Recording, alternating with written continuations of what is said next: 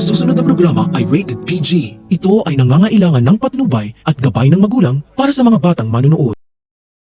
Ipinapangako ni Ina na poprotektahan niya si Lola Aurea sa mga taong aabuso sa kanya sa oras na tuluyan ng mawala ang memorya ni Lola Aurea dahil sa sakit na demensya. Matapang na inamin ni Lola Aurea kay Ina na may sakit siya at wala ng gamot ang kanyang sakit, kaya humingi siya ng tulong kay Ina na protektahan siya pati na ang kumpanya. Ang dahilan pala ni Lola Aurea kaya hindi niya sinabi sa pamilya niya na may sakit siya dahil natatakot siya na bigla na lang agawin ang kumpanya at waldasin ang pinaghirapan niya. Nangako si Ina na walang may makakaalam ng sikreto nila ni Lola Aurea dahil alam niya na aabusuhin lang nila si Lola Aurea at hindi pa nila matukoy kung sino ang kalaban. Hindi pala si Ina ang totoong kalaban ng magkapatid na De La Costa dahil si Charlie at Lani ang totoong kalaban nila na gustong pagnakawan ang kanilang kumpanya.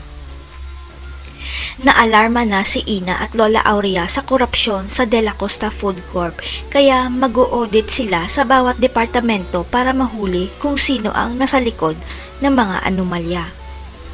Kaya kinakabahan na si Charlie dahil malapit na siyang mabuking dahil siya pala ang gumagawa ng anomalya sa kumpanya at ginagamit lang niya ang kambal na Johan at Joanna.